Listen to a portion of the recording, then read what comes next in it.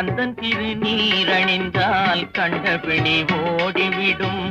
குந்தகங்கள் மாறி இன்பம் குடும்பத்தை நாடி வரும். கந்தன் திருநீரணிந்தால் கண்டபிணி ஓடிவிடும்.